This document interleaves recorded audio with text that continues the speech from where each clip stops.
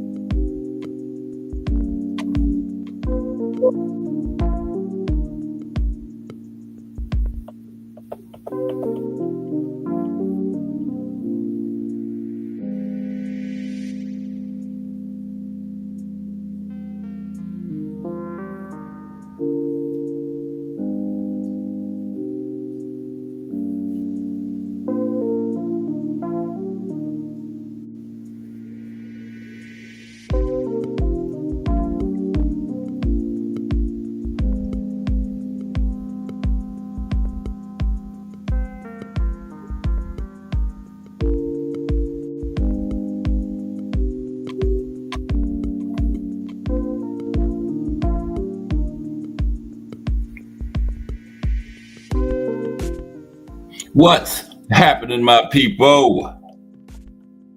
It's Cat Sports again, back for another afternoon with the family. That's right. You know what time it is. If it's Monday through Friday, 2 p.m., it's the Box Historian, bringing you all that boxing history. Boxing is the greatest sport of them all. That's why we love it. Can't get enough of it. Miss Cass, Mike Grimm, salute Mike. Salute to everyone, and welcome to another episode of Cass Sports, the Box Historian. Today, the Spinks boxing family.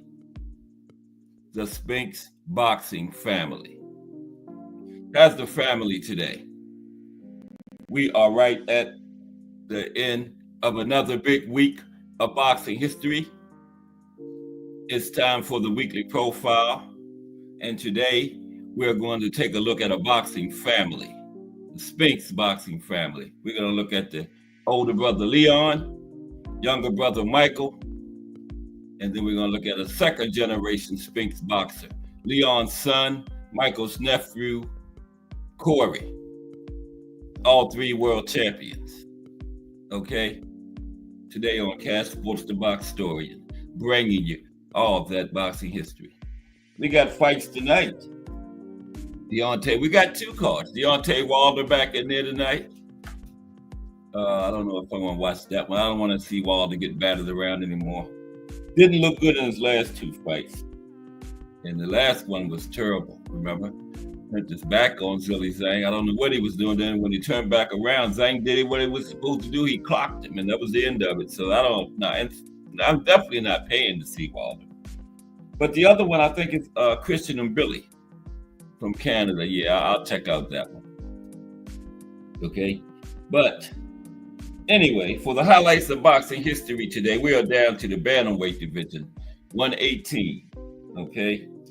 And we have, instead of the top 10, I might as well start calling it the top 12 because we got 12 of them again. Then narrow it down to 10. The top 12 bantamweights of all time. So let's get into that so we can get into the Spinks boxing family. Okay? So now, without further ado, today's highlights of boxing history.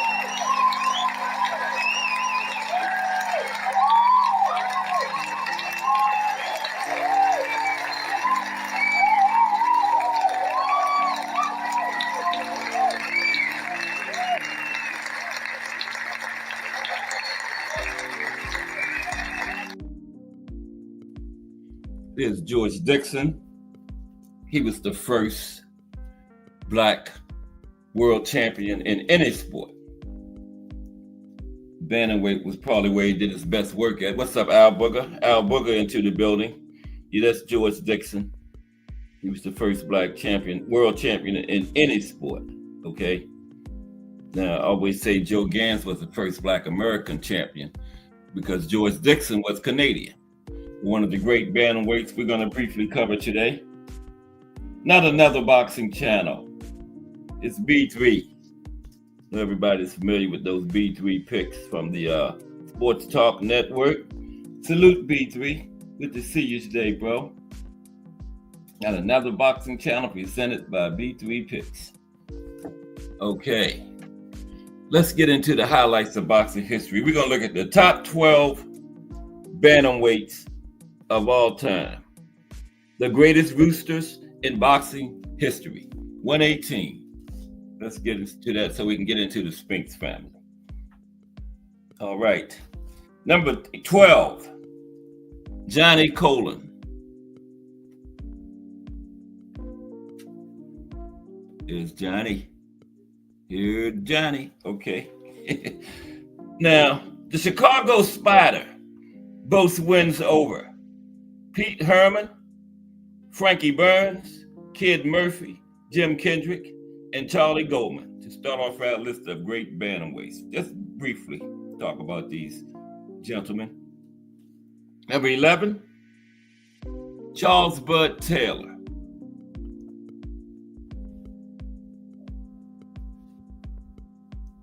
That's Pete Herman. That's the same guy when he got older, Johnny Colon. I forgot to take that out. There's Charles Bud Taylor right there. Number 11. With wins over such greats as Battling Battleino, Joe Lynch, Benny Bass, Abe Goldstein, Tony Canzonieri, and Jimmy McLaurin, there's no question. The blonde terror of Terry Hall deserves a spot on this list. Thinks is the Fighting Geraldo. Okay. This is the Fighting Geraldo. I don't know what happened to Charles Bud Taylor.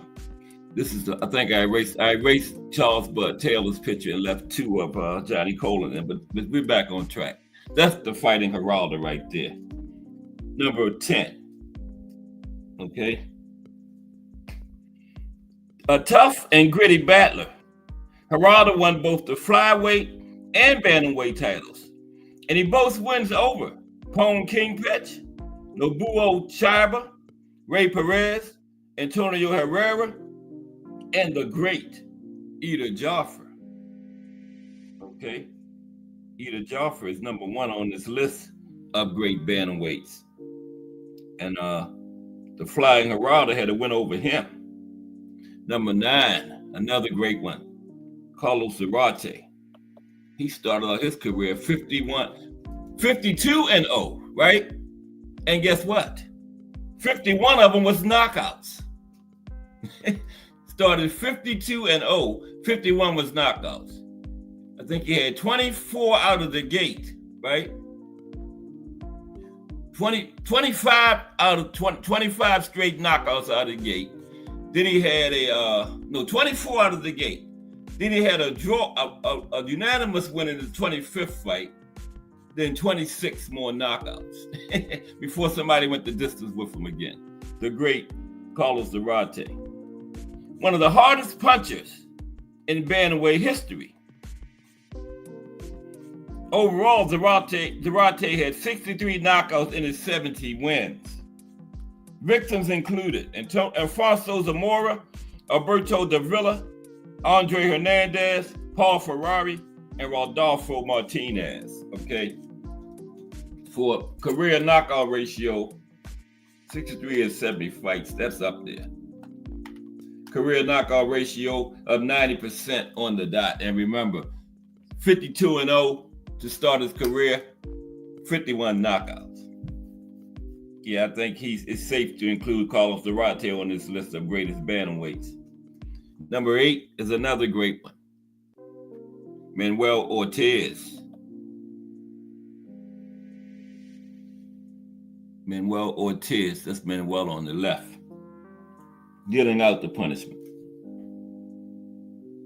A 2-time world champion, Ortiz was a complete fighter and a veteran of 23 world title fights. He bested Little Pancho, Jackie McCoy, Louis Castile, Harold Dade, Benny Goldberg, and many others. Number 7, Panama Al Brown. Panama Al Brown.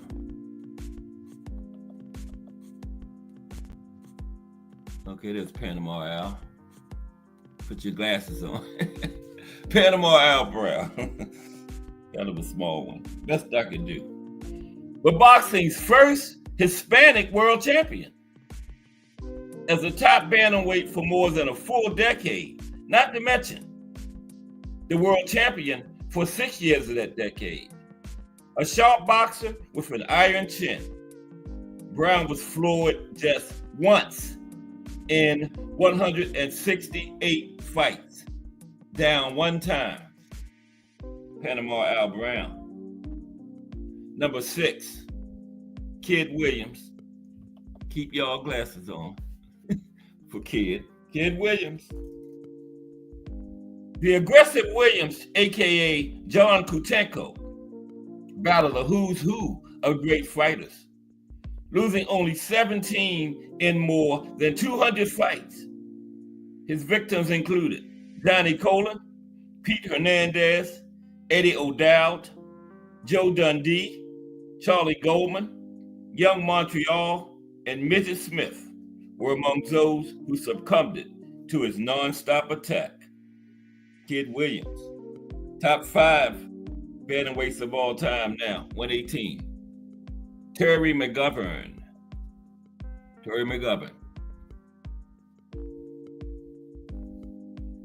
Terry was an aggressive battler and a powerful puncher. While his win over the great Joe Gans is considered suspect, he holds legit victories over a long list of formidable opposition, including George Dixon, Tim Callahan, Frank Ern, Aurelio Herrera, and Oscar Gardner. Number 4, another great one, Ruben Olivares. These are the top 12 bantamweights of all time. Ruben on the left, Ruben Olivares. There's no doubt El Puaz belongs on any list of top bantamweights. A 4-time world champion, he defeated such top talent as Chucho Castillo, Lionel Rose, Art Hafey, Efraim Torres, and Bobby Chacon, nephew of Skywalker Boxeo from the TWT organization. Bobby Chacon. Number 3, Pete Herman. Pete Herman. Arguably, no bantamweight champion faced stiffer opposition than Kid Herman. He defeated a long list of terrific fighters, including Kid Williams, Jimmy Wald, Young Solzberg, Abe Friedman, Frankie Burns, Joe Lynch, Young Zulu, and Johnny Colon. And number 2, George Dixon. Yeah, George was edged out. It was a tough choice, but George is number 2. First black world champion in any sport. Individual sport, team sport, first black champion. George Dixon. Called him Little Chocolate. Little Chocolate. A pugilistic innovator and the first black man to hold a world championship. Little Chocolate has been hailed as the finest fighter of the 19th century by Monty Cox and the greatest bantamweight of all time by Nat Fleischer, founder of Ring Magazine. That's high praise. Monty Cox and Nat Fleischer. 2 of the greatest boxing historians ever.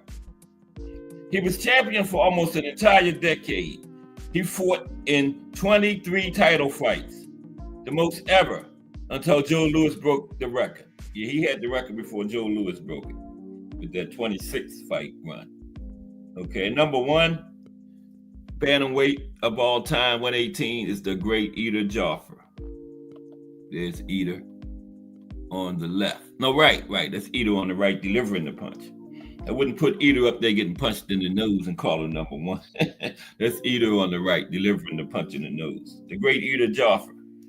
Few historians do not rank Joffre as the best bantamweight of all time. His splendid career is one of the most impressive in the history of the sport of boxing, with only 2 losses in 80 fights, not 8, 80 and 2. Both of them to the fighting Geraldo, and more than 50 knockouts. Joffre is clearly one of the greatest, not just bantamweights, but greatest boxers of all time in the sport. Okay, so now let's go to the Spinks boxing family as the profile of the week. We're gonna look at the 3 Spinks boxers. And anybody come up with any more? I can only come up with 4 father-sibling world champions in boxing. You know, you got Muhammad and Layla Ali, Floyd and Tracy Patterson, Leon and Corey Spinks, and Julio Chavez Sr. and Jr. I can't think of any more, just those 4 father and sibling champions in the sport. Anybody think of any other than those 4? I tried, but I couldn't find any more. That's it. You know, the Ali's, Muhammad and Layla, Floyd and Tracy Patterson, those 2, Leon and Corey Spinks, and Julio Cesar Chavez Sr. and Jr. I didn't think Chavez Jr. was a champion, but yes, I think it was junior middleweight, yeah. He did have a title. I don't know how. He's fighting Jake Paul tomorrow. Yeah, most people I know is picking Jake Paul. And you know, he's the real boxer, and I would consider it an upset if he beats Jake Paul. If he beats Jake, yeah. And that's crazy, but that would be considered an upset if Chavez Jr. I think somebody, Define Arnie, I think, said he just got out of rehab. Jake know how to pick him, don't he? He just fought a 58-year-old man. Mike Tyson now is fighting this guy straight out of rehab. Okay, but the Spinks boxing family.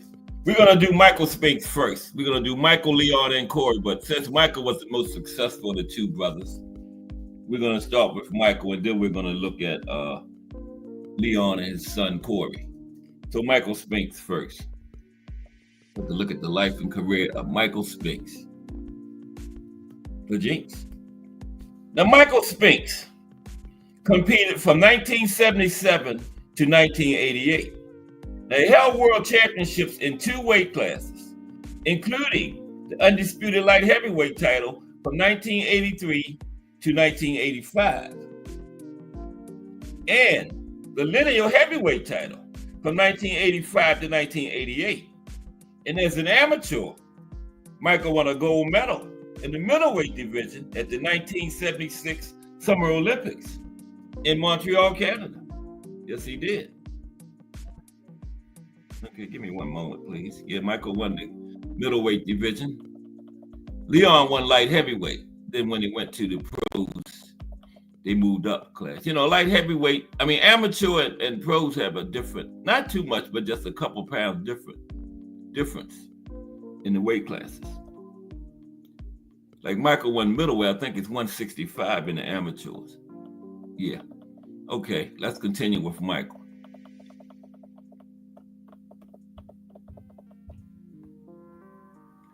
Okay. Now, Michael started his career at light heavyweight, but he did have 3 fights at heavyweight. He had the 2 Holmes fights and his final fight, Mike Tyson, at heavyweight. So he fought in those 2 weight classes, light heavyweight, heavyweight. He was 6'2.5" inches tall, and he had a reach of 76 inches. And he fought in the orthodox stance. He had a total of 32 fights in his professional career. He won 31, just that 1 loss in his final fight to Mike Tyson. And he had 21 of his wins were by the knockout route for Michael. Okay?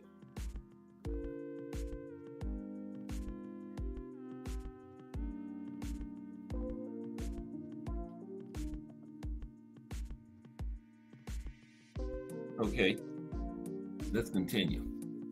Now, he was nicknamed the Jinx, which spawned the nickname of his straight right hand, the Spinks Jinx. Yeah, it wasn't nothing fancy about it. It was just a really good straight right hand, called the Spinks Jinx. Now, Spinks is the brother of former world heavyweight champion Leon Spinks and uncle of Corey Spinks, a former welterweight and junior middleweight champion. Now, after a successful amateur career, which culminated in his Olympic gold medal win, Spinks went undefeated in his first 31 professional fights, beating the likes of Dwight Muhammad Qawi, Eddie Mustafa Muhammad, Marvin Johnson, and Eddie Davis, en route to becoming the undisputed light heavyweight champion. And Spinks ruled over a light heavyweight division in the 80s that was arguably the best era ever in light heavyweight boxing history, the 80s, yeah. Add Yaki Lopez to that list. Yeah, some great heavyweights. Light heavyweights in the 80s. Make a good argument for that being the best period ever. You can at least say best decade ever for light heavyweights. 1980s. And Michael ruled it. Ain't any no argument about it. Salute Mike Masick in the building today. The Spinks boxing family as advertised all week. Got a great show coming up Monday. We're going to talk about that later too. Yeah, but Michael ruled that great light heavyweight division of the 80s. Now, after defending his light heavyweight title successfully against 10 different fighters, Spinks moved up to heavyweight and as an underdog defeated long reigning IBF heavyweight champion Larry Holmes. And Larry Holmes at that time was just 1 win short of tying Rocky Marciano's record for consecutive wins by undefeated heavyweight of 49. And Michael Spinks stopped that streak at 48. Yeah, Holmes was 1 win away from Rocky, tying it on the way to breaking it.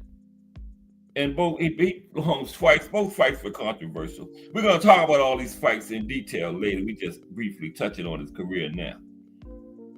Okay. And when he beat Holmes for that title, Spinks became the first reigning light heavyweight world champion to win the heavyweight title. Now, we had other light heavyweights go to heavyweight and win it, but they had relinquished their title. He was still reigning light heavyweight champion when he won that title, the first one to ever do that. Okay, Michael Spinks. In the final fight of his career, Spinks was knocked out by Mike Tyson in 91 seconds. And that was the only feat of his professional career. The famous 91-second fight. Yeah.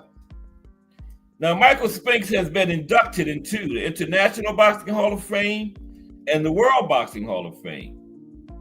And the International Boxing Research Organization and BoxRec ranks Spinks among the 10 greatest heavyweights of all time, Michael Spinks. Okay, let's take a quick look at his amateur career. Very decorated amateur. Very decorated amateur, culminating in the gold medal. Now, Spinks won the 1974 156-pound Golden Gloves Junior Middleweight Championship by defeating Wilbur Cameron in Denver, Colorado. And then he took the silver medal in the National Amateur Athletic Union 165-pound championship competition in 1975. He lost in the gold medal fight to Tom Sullivan. This was in Shreveport, Louisiana. But he rebounded from that loss to win the 1976 National Golden Gloves Middleweight Championship with a 3-round win over Lamont Kirkland in Miami, Florida. And that same year, he captured the United States Olympic Trials Middleweight Championship by defeating Keith Brum in Cincinnati, Ohio. And that gave him the right to be the middleweight representative for the United States at the 1976 Olympics in Montreal, Canada. And in that Olympics, Spinks benefited from a favorable draw. Usually you have to fight, at that time, it was 5 fights to get to the gold medal, but in the first 2 rounds, he won by walkover, didn't have to fight, right? No, first 2 rounds, the first round he got a bye, okay? Then the next 2 rounds, he won by walkover. The first 3 rounds, he didn't throw a punch, right? Never fought. He was only required to box twice. He fought his first fight in the semifinals, won that one, and his second and last fight in the Olympics was the gold medal match. He beat the Soviet Union's Rufat Rizkayev in the gold medal match. So 2 fights in the Olympics on the way to the gold medal. And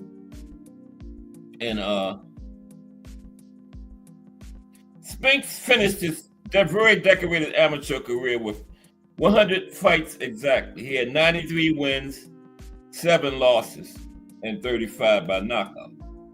Okay, now, most of the time you win that gold medal, that's just instant riches. The endorsements come at you. But for Michael Spinks, that didn't happen for whatever reason. I don't know, but he didn't get the endorsements and everything that you would normally get. Salute Terry Akers, my favorite sister-in-law is in the building. That's Miss Cass' sister, Terry Akers. Salute, Terry. Appreciate you stopping by today. Terry always in, but she's usually listening. But salute, Terry. Okay, yeah. Spinks didn't get all the endorsements for whatever reason. And he took a hiatus after the Olympics. Now, after he left the Olympics, got his gold medal, he returned to St. Louis, Missouri, his home, and went back to work, which was at a chemical factory in St. Louis, scrubbing floors and cleaning toilets, okay? He had no big contracts awaiting him, like I said. And while Michael appeared to be experts, thought he was the more promising of the 2 brothers, because Leon won a gold medal too. But Leon was the one at that time who he was a big television staple of ABC Sports, and he got the first title shot between the 2 at Muhammad Ali, remember? And Michael had their mother to care for, and he was intent on helping Leon start his pro career out, right? And his career was put on the back burner. It was Butch Lewis in 1977 who convinced Michael to turn pro. Remember, I was telling y'all about Butch Lewis yesterday, the one that wear the suits and the suit and tie with no shirt on. Yeah, I wasn't lying there. Made a picture of the Butch, suit and tie, no shirt. See? There he is. Okay. Bow tie on, suit, no shirt. That's how he dressed. Let's Talk Fashion was in here, because I was asking him, is that fashion or is that clashing? That's the clash of the century. Suit and tie with no shirt on. Okay, but let's get back. But he was Michael Spinks' promoter. He became his promoter. He was the one that convinced him to turn pro. Okay, because Michael was back in St. Louis working at his regular 9 to 5 scrubbing floors and cleaning bathrooms and stuff. Okay, so Butch convinced him to turn pro. So let's look at his professional career now. Yeah.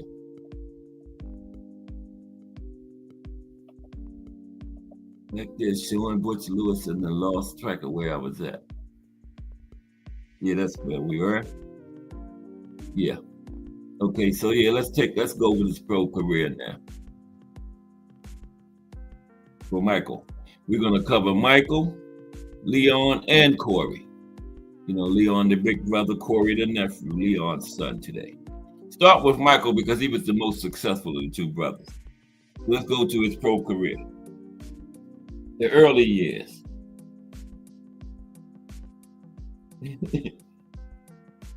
Burger say, gentleman on top, savage underneath. Yeah, okay. Pro career for Michael. Now, early years. Okay. So he turned pro. His first fight was a win over Eddie Benson. He knocked him out in one round. This was on April 17th, 1977. In Las Vegas, Nevada. And with that win, he began a 31-fight winning streak, right? And that went all the way to his final fight, the 32nd fight that only lost to Mike Tyson. Yeah. But let's go back to the beginning. After 4 more wins, Spinks finished 1977 with the first fight that began a gradual ascent in opposition quality, right? An 8-round decision over Gary Summerhays, a popular young boxer of the time. In 1978, Spinks won 2 fights, including an 8-round decision over former world middleweight title challenger Tom Bethea on the same undercard where his brother Leon beat Muhammad Ali as world heavyweight champion. Yeah, that fight was on that undercard. That was a big one. That's one of the bigger upsets of all time there when Leon beat Muhammad Ali. So 1979 saw Spinks get less than 3 minutes of boxing action inside a boxing ring, with his only fight ending in a first-round knockout of Mark Hans. But in 1980, he took his ascent towards the top to another level when he beat future IBF super middleweight champion Murray Sutherland, David Conte, and fringe contenders Ramon Ronquillo and Alvaro Yaqui Lopez, who challenged for a world title 4 times. Now, of his 5 wins that year for Michael, 3 came by knockout. Sutherland and Johnny Wilburn being the only ones who lasted the distance with him. Okay? So now, first world title shot for Michael. First world title shot. Okay, looks like we got some influx of people coming. Let me check with the chat real quick. Okay, first world title shot. Now, by 1981, Spinks was already a top-ranked contender. And after beating former and future world light heavyweight champion Marvin Johnson by a knockout in 4 rounds, the WBA made Spinks their #1 contender. And so, on July 18th of 81, he met WBA light heavyweight champion Eddie Mustafa Muhammad.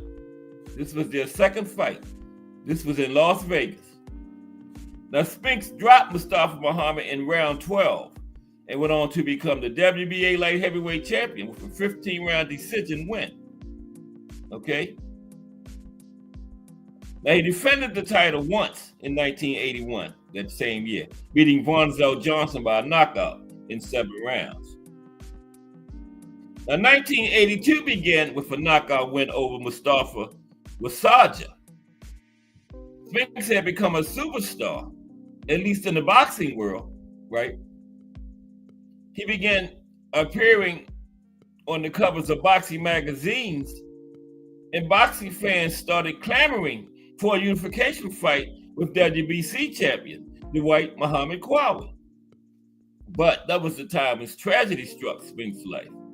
When in January of 1983, his 24-year-old wife, Sandy Massey, died in a car crash, leaving him the single parent of his 2-year-old daughter, Michelle. But they did make that fight, Spinks versus Qawi. That was the fight that everybody was clamoring for, including me. Okay? Spinks versus Qawi. Let's talk about that one. So yeah, his wife died in a car accident, left him the father of their single daughter, right? Now, meanwhile, the fight all the fans wanted was being asked for by boxing critics and magazine editors too. On March 18th, 2 months after his wife's death, Spinks and Qawi met in a boxing ring for the undisputed light heavyweight championship. We had WBA and WBC. I think the IBF might have just came into existence, but the big two weren't recognizing it as a major title then. So undisputed was WBA and WBC. And they finally met. Now the fight was broadcast by HBO World Championship Boxing. And according to the book, The Ring, Boxing in the 20th Century, Spinks had a very tough moment to overcome before the fight even started. Remember, his wife had just passed away in a car accident before that fight. So back in the dressing room before the fight, his daughter asked him, while he was still in the dressing room, if her mother would come to watch that fight. And this man, boxing is a very mental sport, and to get asked that by your daughter right before the fight, after you just lost your wife, asked her about her mother. She asked him, was her mother coming to watch that fight? That was his first fight since that accident had happened. So Spinks broke down into tears, right? But he did compose himself and dominated the fight with his jab and plenty of strategic hooks and crosses. He repeatedly stopped Qawi in his tracks over the first 11 rounds, but cautiously waited for Qawi to come out of the crouch defense to resume his assault.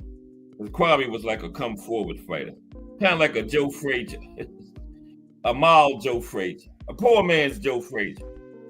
Now Qawi scored a knockdown in round 8, but the official scores for the fight were 144-140, 144-141 twice, all for Spinks. See, that was the first 15-round era. So he was now the undisputed light heavyweight champion, okay? Now he defended that title one more time before the end of the year. This was against Oscar Bravo De Niro, and he beat him by a 10th-round knockout. Okay, his one defense that same year after winning it in 83. Okay, so the next year, 1984, he fought only one time, and he retained his title with a 12-round majority decision over Eddie Davis.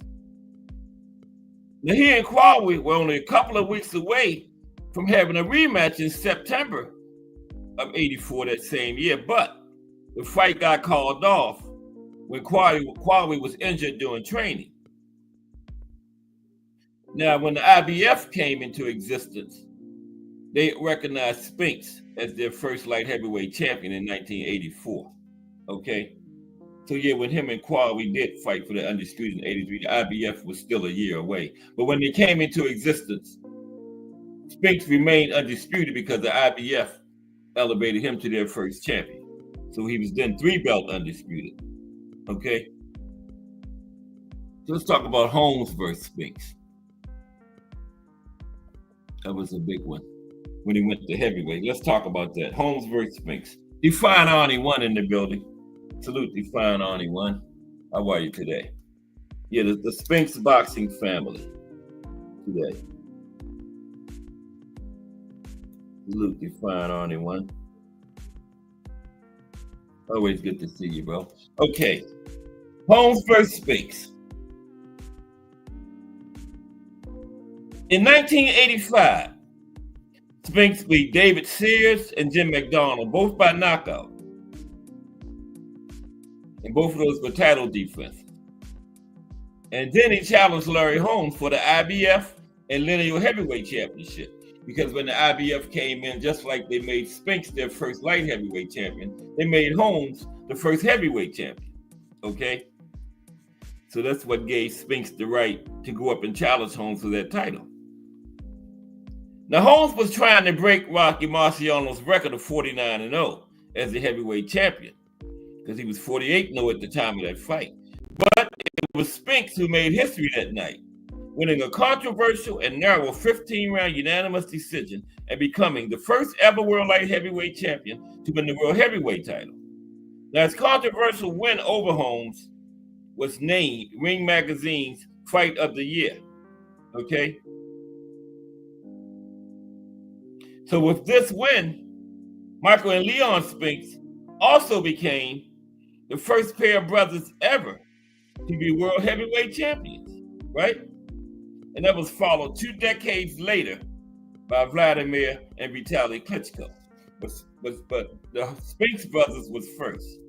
Klitschko's were second. We had that distinction. First 2 brothers to ever be the heavyweight champion, okay? So in 1986, Spinks and Holmes had the rematch, okay? Fought again, 1986. Another controversial one too. Let's talk about the rematch.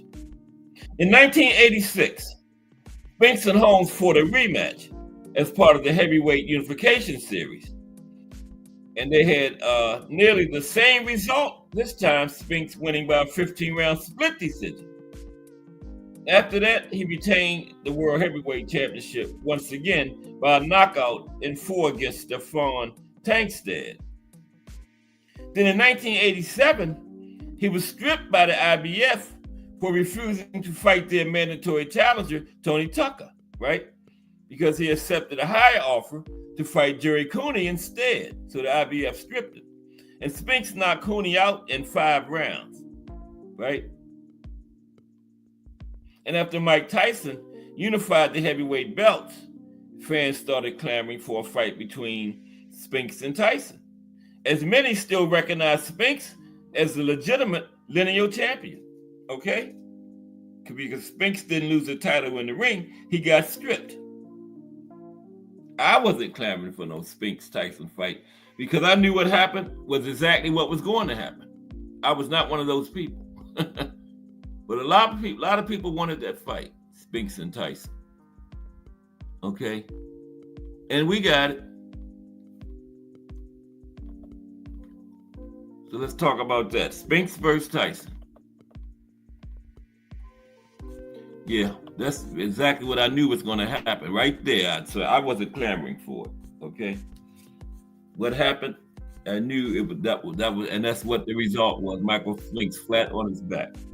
Now, Michael Spinks had a good game plan because Eddie Futz was his trainer, and that was a few years before Buster Douglas, but they wanted Mike Spinks to have a similar game plan, and he had the tools to do it.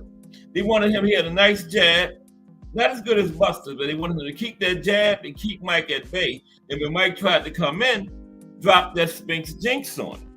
But when Spinks got to the ring and saw Mike, he got intimidated in the game plan. He forgot the entire game plan, went out there and tried to slug it out with Mike, and that was the result right there. But let's talk about it. Spinks versus Tyson. Okay? Now, the fight between Spinks and Mike Tyson took place in June 1988, with Tyson knocking Spinks down twice on his way to a first-round knockout. It didn't take him long, neither. 91 seconds. And Tyson and Dwight Muhammad Qawi were the only fighters to officially floor Spinks. It was Spinks' first defeat as a pro, and his last, as he retired immediately following the fight, right? And he admitted in this fight, he was badly affected. He was intimidated by Tyson. Spinks had a record of 31 wins and 0 losses prior to this fight, with 21 wins by knockout as a pro. And he still held the Ring Magazine heavyweight title and had a legitimate claim to the lineal heavyweight championship. because he had never been beaten in the ring for his title, right? He was stripped because he didn't fight Tony Tucker. He fought Jerry Cooney for more money. And he only lost recognition for both belts when he lost to Tyson. In addition to his success as a heavyweight, Spinks is generally considered one of the greatest light heavyweight champions and greatest fighters of all time. He was the only light heavyweight champion to remain undefeated in the entire history of the division since its inception in 1903 until Joe Kawasaki, right? Up to that point, Spinks was the only one. As well as the only reigning light heavyweight champion to ever win the heavyweight title, okay? Now, the Ring magazine in 2002 ranked Michael Spinks as the third greatest light heavyweight of all time, behind only Ezra Charles and Archie Moore. But ahead of Tommy Loughran, Bob Foster, Harold Johnson, Maxie Rosenblum, and Billy Conn, all top light heavyweights. That is Royal Company. Furthermore, Spinks did what no other light heavyweight champion had ever done up to that point.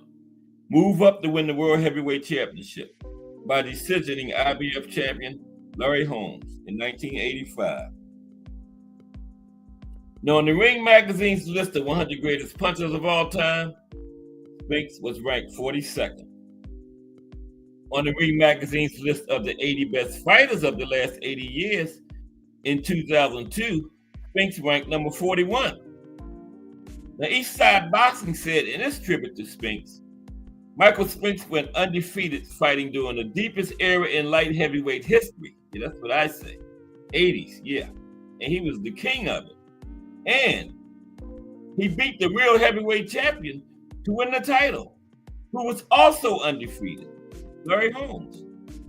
Michael Spinks is the most accomplished light heavyweight champion in the history of boxing. Yes, he is.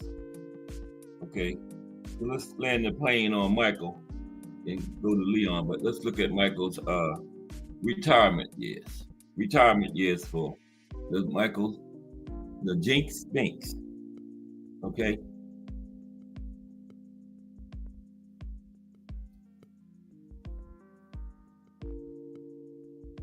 Now, Michael Spinks was once believed to be one of the few top fighters who left the sport of boxing with both a decent amount of money and being seemingly unharmed, right? Free of permanent injuries. But he has shown signs of slurred speech since the 2020s began. He has been in litigation over the loss of his $24 million fortune. Now, aside from a rare event honoring him and occasionally attending fights, Spinks has largely remained off the boxing scene and out of the public eye. You hardly ever see Michael Spinks at fights. Like you always see Sugar Ray, Mike Tyson, those guys. But hardly ever, I've never seen Michael. I think once since he retired. I'm not saying he's only been to one fight, but that's the only time I've seen him. I've seen Sugar Ray and Mike Tyson at hundreds, but Spinks largely remained out of the public eye. Now, Ken Hissner reported that in October 2007, Spinks was introduced into the ring at the legendary Blue Horizon in Philadelphia. I think that was the one I saw. And he seemed quite at home in the ring, waving and talking to the fans. Now, Spinks lives on a 5-acre spread in Greenville, Delaware, but he's been known for visiting schools, carrying his gold medal from the Olympics and 4 title belts, where he tells kids to pursue their dreams. Now, most of the kids don't have a clue who I am, Spinks says, but they listen when they see all the gold I have. Yeah, they see those, they don't know who he is, but they see that gold medal on those belts. They know what they are, and they listen, right? Now, for years, Spinks remained close to his former promoter, Butch Lewis, the one with the suit and tie with no shirt on. For years, Spinks remained close to Butch Lewis, training fighters and making rare public appearances at events promoted by Lewis. In 2011, however, after Lewis died from natural causes, it was reported that Spinks had sued Lewis's estate in a Delaware Chancery Court, alleging that the promoter had failed to properly manage more than $24 million Spinks had earned in the ring, and had violated their agreements that Lewis would continue to manage Spinks' money and pay his living expenses for the rest of the boxer's life. The lawsuit alleged that he commingled his personal funds with Spinks. Yeah, Lewis put his funds with Spinks, right? And used Spinks' money to pay his and his children's own personal and business expenses. Also named as a defendant was Robert L. Johnson, founder of Black Entertainment Television, head of the real estate arm firm of RJ Development, LLC. Yeah, he founded, what's that station? BET. Yeah, Robert L. Johnson, remember? Mm-hmm. And he's one of the executors of Lewis's $8.5 million estate. Now, according to Spinks' lawyers, following Lewis's death, Johnson and attorney Leonard Williams stopped the payments without notifying Spinks, which in turn caused Spinks' health insurance to lapse, and his bills totaling up to $50,000 a month to go unpaid. Spinks had to invade his pension and retirement funds and incur significant taxes and penalties in order to meet these obligations, right? Because Butch Lewis was supposed to keep paying these things, but when he passed away, it stopped. Yep. Now, Spinks asked that the court bar Johnson and Williams from transferring any further assets from Lewis's estate until there can be a full accounting and payments to Spinks are resumed. Okay, there you have it, the life and career of Michael Spinks. Thomas Hill in the building. What's up, T. Hill? Yeah, we're talking about the Spinks boxing family today. Now we're going to go to Leon, the oldest brother, Mr. Leon Spinks. Okay? And then Corey, Leon's son, Michael's nephew. The life and career of Leon Spinks now. Okay, but salute T. Hill. How are you today? Good to see you. My good friend Thomas Hill in the building. Okay. We're going to do Leon and Corey. Let me get some link time. You know how we do. Leon Spinks. Here we go. Big Leon. Meet Muhammad Ali. Ali tried to say Leon was drinking from a black bottle over in the corner. No, Leon, he just took Leon lightly. Yeah. When Leon put together the fight of his career, you know, that happens. You take somebody lightly, coupled with that fighter you took lightly, putting on the fight of his career, it equals upset. But then Ali came back in the rematch and beat him. Take the titles back. Okay, I don't know what's going on, but there we go. Big Leon Spinks. Okay, here he is. The salute. Thomas Hill in the building. Good to see you. Okay, let's talk about Leon.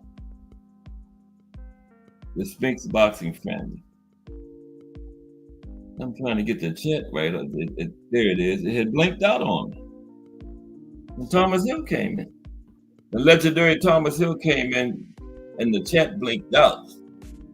That's how legendary T Hill is. But I got it back. Okay, let's go. Now, Leon Spinks, he competed from 1977 to 1995, right? And only his 8th professional fight, he won the undisputed heavyweight championship in 1978 after defeating the one and only Muhammad Ali by split decision in what is considered one of the biggest upsets in boxing history. Now, Spinks was later stripped of the WBC title for facing Ali in an unapproved rematch 7 months later, which he lost by unanimous decision because the WBC #1 contender was Ken Norton, and they wanted Spinks to face Ken Norton. but the WBA kept recognizing Spinks. And in a 4-month span at that time, we had 4 different WBC champions because Ali started out with it, and then Leon Spinks beat Ali. Leon got stripped, and Ken Norton was elevated to the title. Then Larry Holmes beat Ken Norton. All this happened in a 4-month span in 1978. It was crazy. Yeah. But out of all that, Larry Holmes came out of it with the title. Okay. Now, Leon nickname was Neon. Neon Leon, right? That was what they called him, Neon Leon. Okay. And for that heavyweight his entire career, and cruiserweight and heavyweight, right?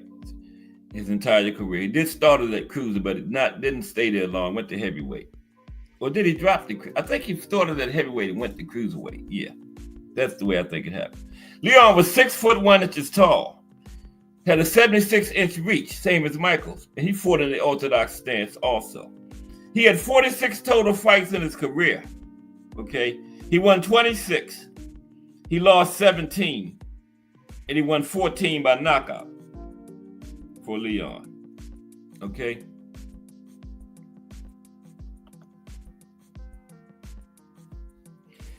Now, besides being heavyweight champion and his characteristic gap tooth grin, due to losing 2 and later all 4 of his front teeth, Spinks gained notoriety for the disaster which befell his career following his loss to Ali in the rematch. But he did challenge once more for the WBC heavyweight title in 1981. He lost to Larry Holmes by TKO in the 3rd round. And he challenged for the WBA cruiserweight title in 1986. He lost to Dwight Muhammad Qawi by TKO in the 6th round. Okay, he did challenge for 2 more titles though. Now, as an amateur, Leon won numerous medals in the light heavyweight division. The first was bronze at the inaugural 1974 World Championships, followed by silver at the 1975 Pan American Games, and gold at the 1976 Summer Olympics in Montreal, the same Olympics Michael won his gold in, right?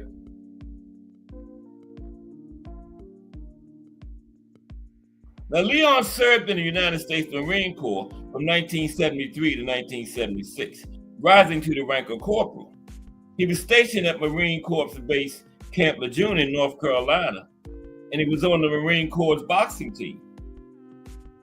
Leon also had a brief career as a professional wrestler from 1986 to 1990 to 1993. He mainly worked for Frontier Martial Arts Wrestling, FMW, and holding the FMW Brass Knuckles Heavyweight Championship in 1992. Let's take a quick look at Leon's amateur career. Okay, before we get into the pros, quick look at Leon's amateur career.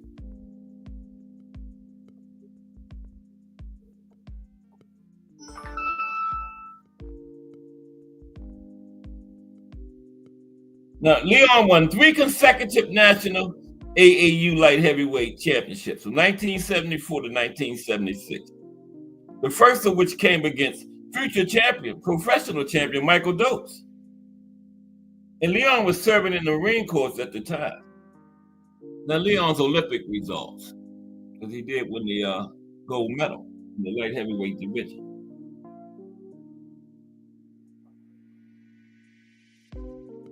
Now, Leon won the light heavyweight gold medal at the 1976 Summer Olympics in Montreal, Canada. He defeated Abdel Latif Fatihi from Morocco, Soviet Ukrainian. Latif was from Morocco. These are the fighters he beat on the way to the title. From the Soviet Union, Anatoly Kilmanov. From East Germany, Alomar Sheikh. And the new Sportak from Poland. En route to the final, where he defeated Cuba's Sixto Soria to win the gold medal. Sixto Soria was a bad dude too, man. But Leon was at light heavyweight because you know who won the heavyweight was Teofilo Stevenson from Cuba. I don't think Leon would have got the gold if he would have been heavyweight in those Olympics. He finished his amateur career with 178 wins, 7 losses, and 133 knockouts. That's a lot of knockouts in the amateurs, you know, because you only got 3 rounds. Wow. 133 knockouts in the amateurs. What's that knockout rate? 133 and 178 fights. 74.7. That is a great knockout rate for 178 wins. In the amateurs, you know, he had a lot more than Michael. Michael only had 100 amateur fights. Leon had 185. Let's look at Leon's pro career. It's not that long. Then we're gonna get to Corey. Then we're gonna get some link time. Got B3 in here today.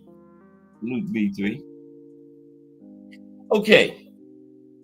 The Leon's pro debut was on January 15th, 1977 in Las Vegas, Nevada. He beat a guy by the name of Bob Smith by knockout in 5 rounds. His next fight was in Liverpool, England. He beat Peter Freeman by a first-round knockout. Later, he saw an improvement in opposition quality when he fought Pedro Aposto of Puerto Rico, and he knocked him out in the first round. Then he fought Scott Liddell, veteran, to a draw and defeated Italian champion Alfio Righetti by decision. And that was about 7 fights, right? So you know what happened next? In his 8th fight, he fought Muhammad Ali. There you go. Yeah, wait a minute. His 8th fight, because I just went over 7, right? His 8th fight was Muhammad Ali. Spinks versus Ali, and nobody gave him a chance. Nobody. You know. Now, at the time, a lower ranked contender, right? Leon was. He made history on February 15th, 1978, by decisively beating Muhammad Ali in a 15-round split decision that was in actuality fairly one-sided in Las Vegas, Nevada. Yeah, they even tried to cheat for Ali. That was unanimous all the way, but they even tried to give it to Ali. But the best they could do was a split decision, because all hell would have broke loose if they would have gave that fight to Ali that he clearly lost. It really was unanimous, but they called it a split, but at least they gave it to the right man. They tried their hardest, but they could not cheat for Ali. But they tried, because it was nowhere near a split decision. But they got it right, but it was a split decision. It should have been unanimous. But what I'm trying to say is the right man won it, okay? Because it was fairly one-sided, okay? Now, Spinks won the world heavyweight title in his 8th pro fight. That was the shortest span in history, okay?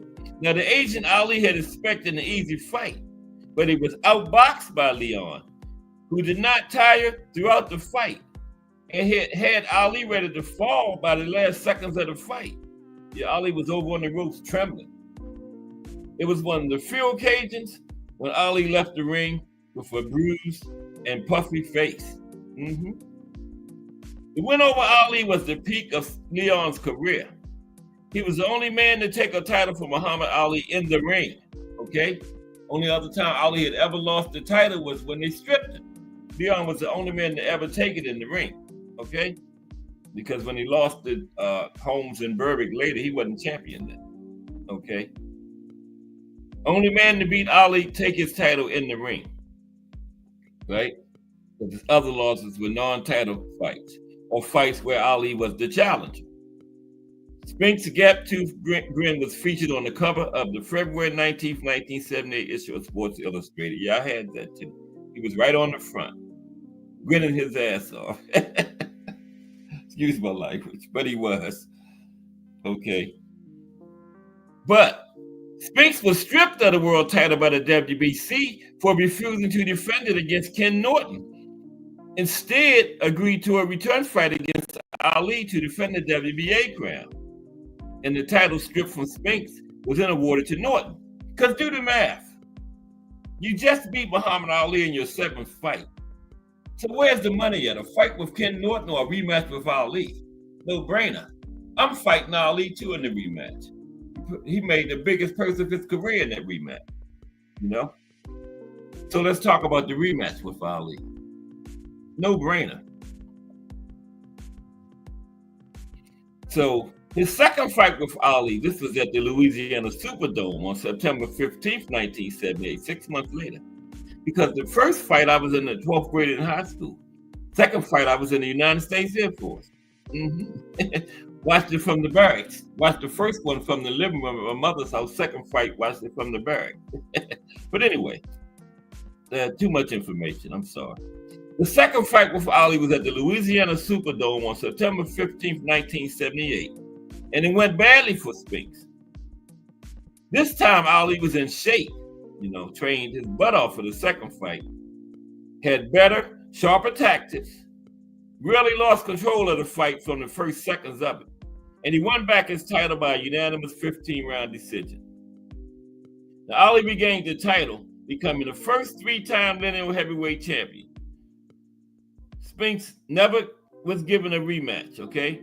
Ali retired after the fight, although he did come out of retirement a few years later to fight Larry Holmes and Trevor Berbick, because Ken Norton and Larry Holmes hadn't happened yet. And but Ali won that fight. Ken had the WBC, and they were trying to set up a Ken Norton Ali 4, and Ali admitted he did not have it. He had fought Ken Norton 3 times, right? And Ali said he retired because he did not have another Ken Norton fight in him. Okay? Because he knew those fights with Ken Norton was tough. Arguably lost all 3 of them. Ali said, I don't have another Ken Norton fight in me, so I'm retiring. And you see, he later came back, right? Okay, so let's look at career development for Leon. After the Ali fight, what happened to Leon? Okay. Well, Ali admitted that I do not have another Ken Norton fight in me. And Ken Norton was waiting for Ali.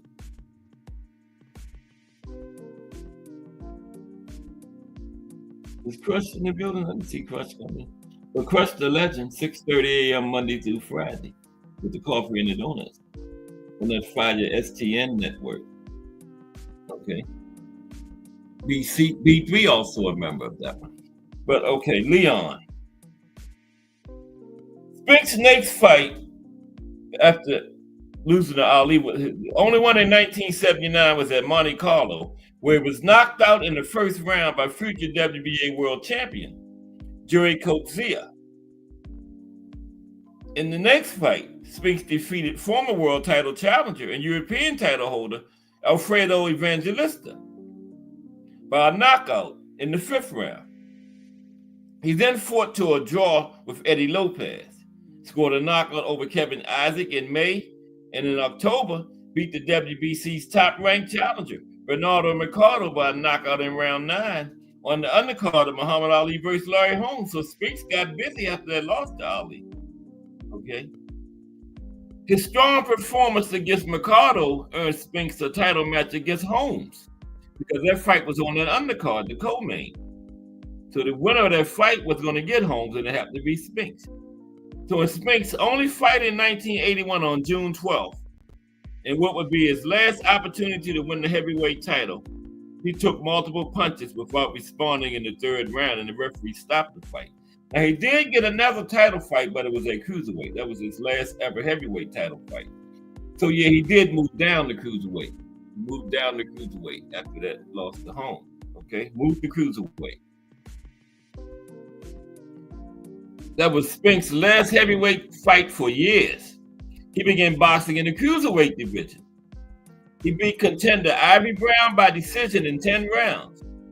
And he got a decision over former and future title challenger Jesse Burnett, 12-round decision. Now, Spinks was due to face world cruiserweight #1 contender David Pierce, but the fight was called off on 24 hours notice after the fighters had both weighed in due to the BBFC stance on Pierce fighting abroad in the newly formed cruiserweight division. They had both weighed in and everything, but the fight got called off due to the BBFC stance on Pierce fighting abroad in the newly formed cruiserweight division. So the BBFC had something against the cruiserweight division. I don't know what it was. Now, when his brother Michael Spinks defeated Larry Holmes in a controversial upset for the IBF Heavyweight Championship in 1985, that's when they became the only brothers to have held World Heavyweight Championships. And they kept this distinction until the Klitschko brothers became champions 2 decades later, around 2005.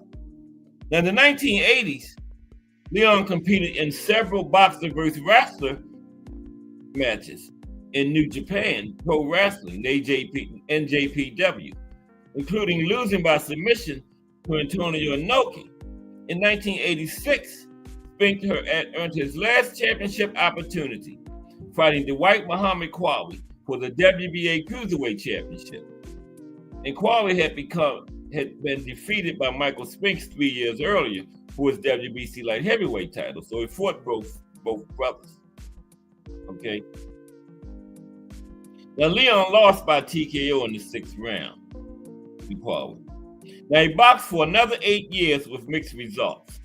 In 1994, he lost a fight by knockout to John Carlo. The first time a former heavyweight champion had lost to a boxer, making his pro debut, right? John Carlo was making his pro debut.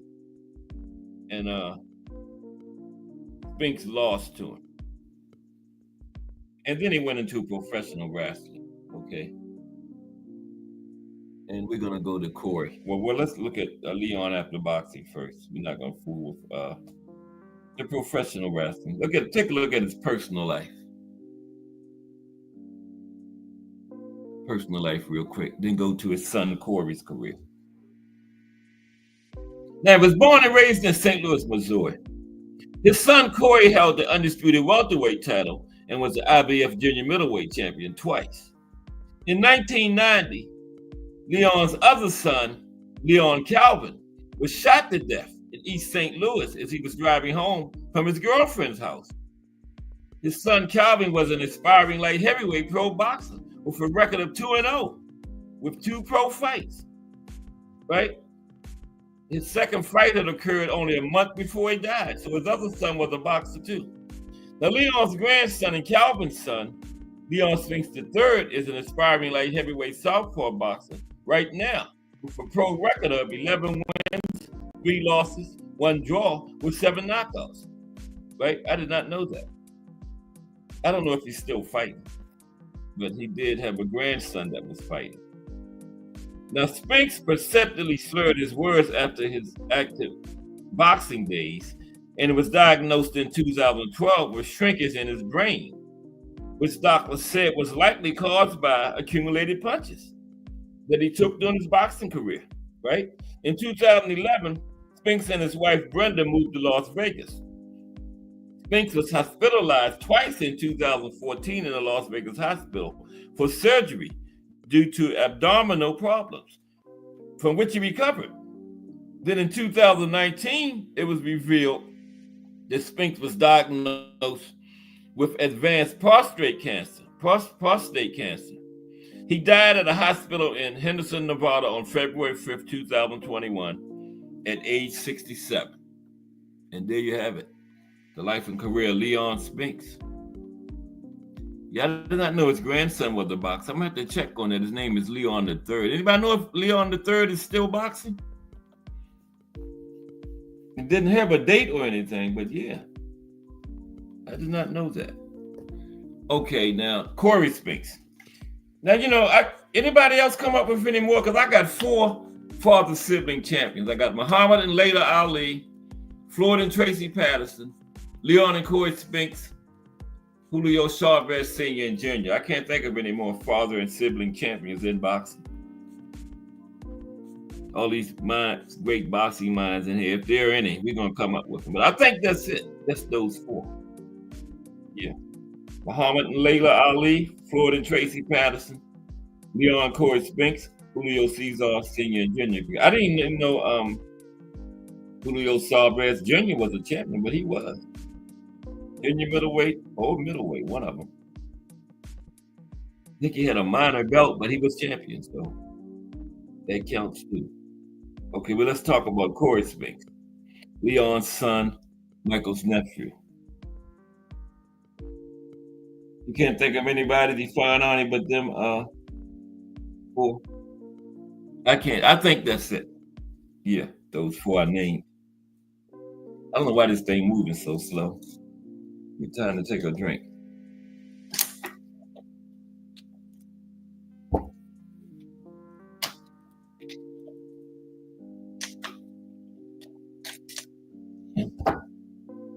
Let me go out and come back in. I don't want to have to go. Oh, there it is right there. As soon as I get ready to hit the button and go out, it popped in. Okay, Corey Spinks. There's Joe. What's up, Joe? Okay, yeah, Joe, you all right? I think I know another one too, Joe. Oh, man, yeah, I know another one. I can't think of the names. Definitely know of another one that just came to me. Salute, Joe. I knew Joe would know. Joe probably gonna name like 10 of them, 10 father and siblings. But it was another one. It's gonna come to me before we finish. They had a funny name. Okay, Corey Spinks. Now, Corey was born Corey Calvin, 1978. He competed from 1997 to 2013. And he held multiple world championships in 2 weight classes. He had the undisputed welterweight title from 2003 to 2005 and the IBF junior middleweight title twice between 2006 and 2010. Additionally, he challenged once for the linear middleweight title in 2007. I got something going on here. I'm gonna have to go out and come back in. Oh no, there we go. I got it. Okay, Corey Spinks. We're on the second generation of the Spinks boxing family now. Now they called Corey. His nickname was the Next Generation. That's what they called him. Corey, the Next Generation Spinks. Fought in 4 weight divisions: junior welterweight, junior middleweight, and middleweight. Now, Corey was 5'9.5" tall. He had a reach of 71 inches, and he fought in the southpaw stance. You know, where both his father and his uncle fought at orthodox. Corey fought at southpaw. Now, Corey had 47 fights in his career. Okay, he won 39. He had 8 losses. He had 11 knockouts. Not a power guy, Corey. Okay, Corey's early life and amateur career. Early life and amateur career. There's him and his dad, Leon. Now, like I said, Corey is the son of former world heavyweight champion Leon Spinks and nephew of former world heavyweight and light heavyweight champion Michael Spinks. Corey had an amateur record of 81 fights. He won 78, lost 3. And he won the National Golden Gloves and National Police Athletic League welterweight titles, in both in 1997. Okay? Go to Corey's pro career. It's not that long. That's why I knew I could put them all in one day, because it's not that long. Okay? I got to go out and come back in because something going on here. It'll take but a second. There we go. I think it's right now. Oh, and that's going to take forever. But how's everybody today? We got a big show coming up Monday called Epic Fights of the 80s. We just going to look at some of the big fights of the entire decade of the 1980s, you know. The Four Kings situation, all of that. Spinks, Holmes, Hector Camacho, Julio Cesar Chavez, Sweet Pea, all of them competed in the 80s. We're going to look at from 1980 all the way to 1989. Epic Fights of the 80s, Monday. There we go. That was a good move going out coming back. I got all weekend to get it together, so it's going to be good. So we're looking at Corey's pro career now. Undisputed welterweight champion. Now, Corey went 29-2 in his first 31 fights. Okay? Only losing to Antonio Diaz, And that was regarded as a controversial decision, right, by some boxing analysts and ringside observers. And he lost to Michael Piccirillo, and he beat him by decision in the rematch. But Spinks rose to boxing stardom by unifying the WBC, WBA, IBF, and the ring and linear welterweight titles on December 13th, 2003, when he beat Ricardo Mayorga by majority decision. Spinks was a 5-1 underdog coming into the fight with Mayorga. And the judges scored the fight 114-112, 117-109, and the third had a 114-114. And they had two good fights with Zab. Let's look at them. And Corey was going to be brief. Versus Zab Judah, 1-2. Corey Spinks, Zab Judah, 1-2. Okay. Goody Espados, Junior and Senior, Senior and Junior, another father and sibling champion. I told you it's going to come to me. Right, Joe? Goody Espados. I hope I'm saying the names right. Senior and Junior were both champions. Yep, that's 5. And with Fredo Vasquez, like Joe said, that's 6. Yeah, he did. Joe had some great ring walk. So we got 6. We got 6 father and sibling champions. Spinks versus Judah, 1-2. Now, Corey's first welterweight title defense came on April 10th, 2004, against former world champion Zab Judah. Spinks controlled the action over the first 4 rounds. In the later rounds, however, Zab's quick left hands began to find their target. Both men hit the deck late, but all 3 scorecards favored Corey as the champion. He won with scores, he was already champion. All 3 scorecards favored him. 116, 111, and 114, 112 twice. Okay. Now, Corey's second welterweight defense came when the 2 fighters met again. Dad went to St. Louis for this one. I heard him talk about that before. They met again in a February 2005 rematch. The second fight was the first major fight in St. Louis in more than 40 years. And it was a 22,000 plus sellout at the Savage Center in St. Louis, Missouri, Corey's home. Corey received star treatment during introductions, with rapper Nelly accompanying him into the ring and leading the crowd in a sing-along. Rapper Nelly ain't been heard of since. Sorry, Nelly. Midway through round 9, Zab landed a huge left hand that hurt Corey, with a follow-up putting Corey on the canvas. Corey rose, but Zab rushed in with a series of hard punches that left Corey defenseless on the ropes. Zab tried to get the official to step in, but the fight continued. Another right-left combination sent Corey sprawling into the ropes, where the referee finally halted the fight with 11 seconds left, transferring the undisputed welterweight title from Corey Spinks to Super Zab Judah. Okay? Now it goes up to it was welterweight. So Corey goes up to junior middleweight. Oh, come on, man.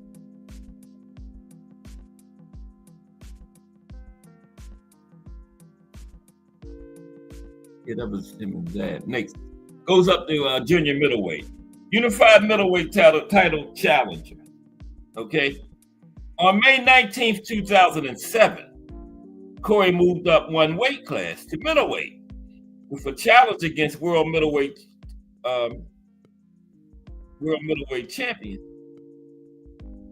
Well, that was at junior. I skipped right over. I'm sorry. Because I know him and Zab was welterweight. IBF junior middleweight champion. Okay. On July 8th, 2006, Corey earned his 5th world title, the IBF junior middleweight championship, also called super welterweight by some sanctioning bodies. Depends on the sanctioning body, what they call it. This was fight with reigning champion Roman Karmazin at the Savage Center back in St. Louis. Now, despite having some rough moments in the fight, Corey beat Karmazin by majority decision with final scorecards of 114-114 and 115-113 twice. Then the middleweight challenge against Jermaine Taylor. Okay. Yeah, that's him and Jermaine right there. Yeah. On May 19th, 2007, Corey moved up one weight class to middleweight with a challenge against world middleweight champion Jermaine Taylor at the FedEx Forum in Memphis, Tennessee. Taylor held on to his title, defeating Corey in a split decision. Now losing and regaining the IBF title. Okay, losing and regaining it.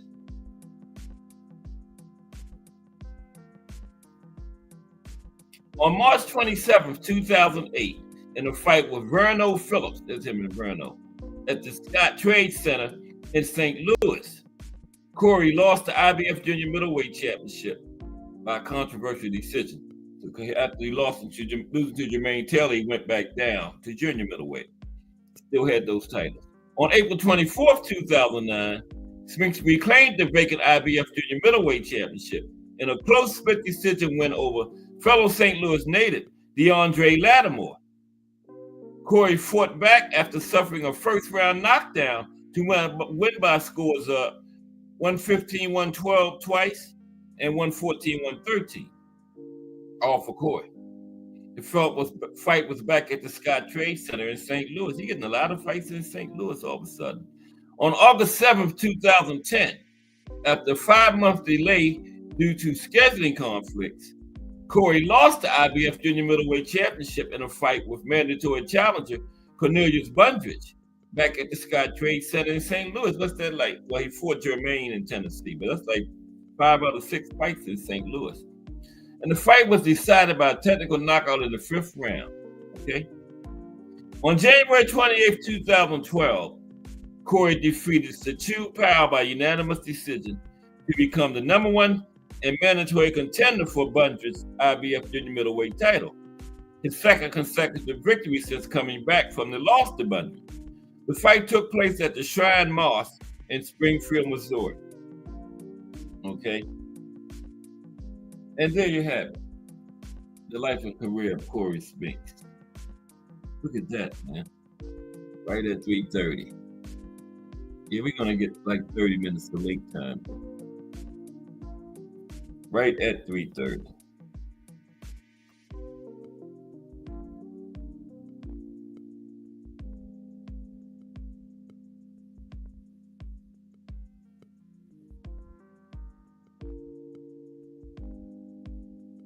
Oh, wait a minute.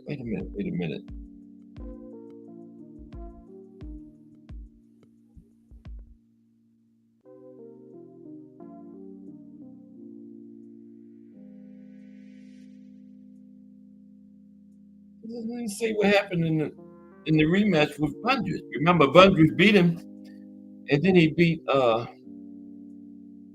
other guy to get the fight rematch with Bundridge. Powell. Doesn't he see what happened? And the fight had just ended. Oh, okay, yeah. Corey lost that one too. Yeah. Bundridge beat him again this time. First one was a decision. Bundridge beat him by TKO in the 7th round of the second one. He lost that one too. I was getting ready to leave without finding out what happened in that fight. And that was it. That was his final fight. And so there you have it, the life and career of Corey Spinks. Okay, let's get some link time in. But the Spinks boxing family, that was today. Next week,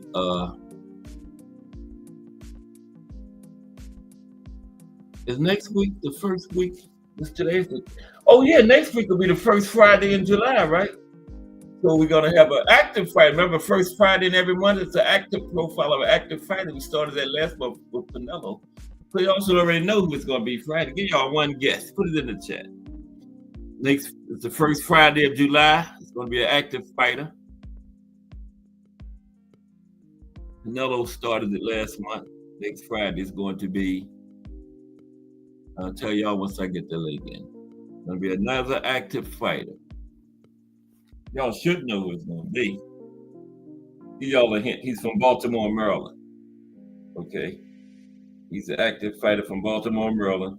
He fights in the lightweight division. His nickname rhymes with bank. Nickname rhymes with bank. Okay. Anybody know who I'm talking about? Baltimore, Maryland, lightweight division. Nickname rhymes with bank. That's going to be the second profile of an active fighter. Next Friday, the first Friday in July. That is the first Friday in July, right? Yeah.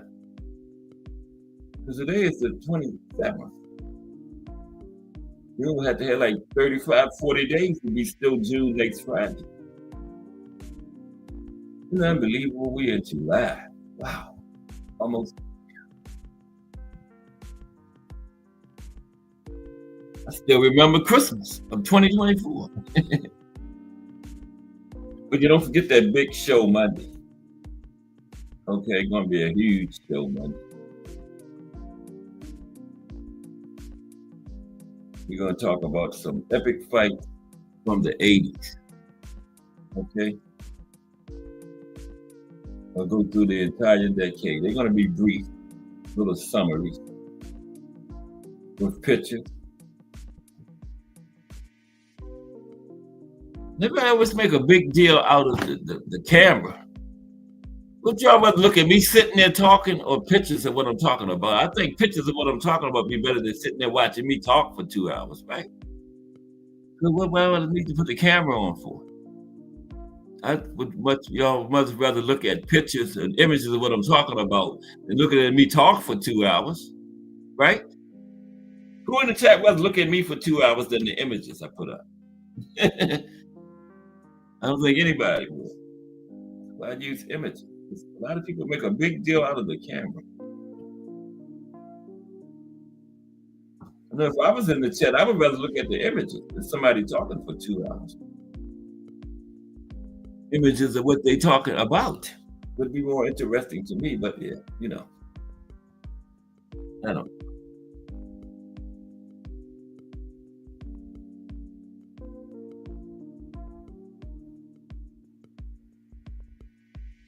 Okay, let me get the link in. I'm running my mouth.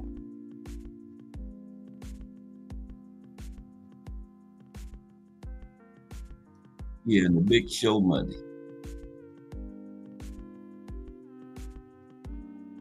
Okay.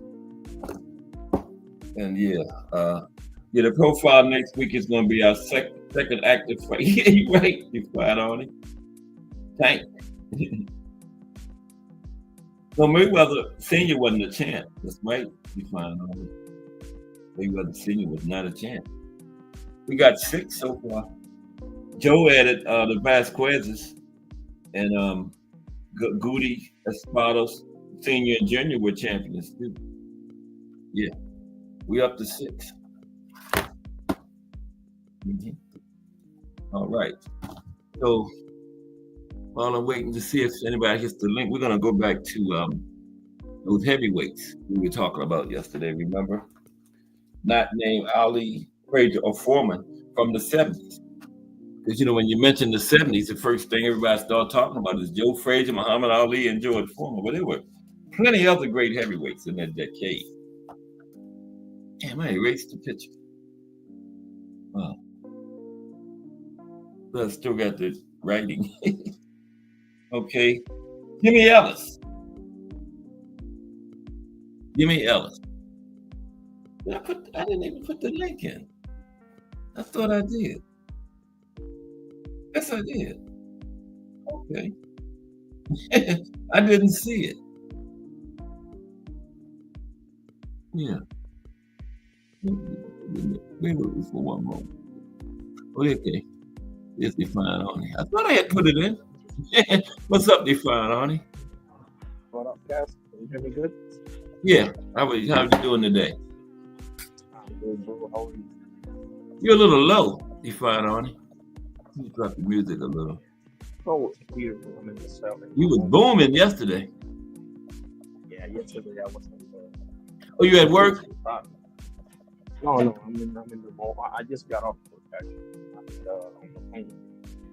Okay. Can you hear me now? Can you hear me good now? Or no? Yeah, you're better. Yeah. Okay, sorry about that. Yeah. Yeah, I couldn't come up with any. I forgot about the basket actually. I couldn't come Yeah, up with any other, and fathers. Espados, Goody and Espados Senior and Junior were champions. I don't know a I'm whole sorry, lot who? about them, but I remember reading about them. You know, yeah, yeah. You're right. Mayweather Senior wasn't a champion. Roger was, but he's an uncle. That's not Yeah, father and exactly. son. That's That's my uncle and confusion. nephew. So they don't count. Roger and Floyd don't count. Exactly. You It's know, close, but not quite there. yeah, not quite there. Uh, Uh-uh. Yeah, I but yeah. don't, I don't, I wanted to ask you, what do you think about, because there's a card coming up with Nick Paul and Sam Goodman, right? And in that card, we have Ray Ford versus Anthony Kakachi. I don't know if you're familiar with them. I just wanted to see, get your Kind of take on fading that. in and out. Hey, do me go out and come back in real quick. That Okay, usually does the okay. trick. Yeah, you was coming going in and out on me. Let me see how that works. I was waiting on the fine Arnie to jump back in.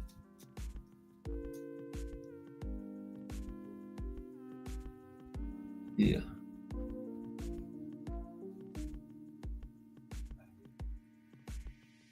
Yeah, we got a big show Monday. Don't miss it.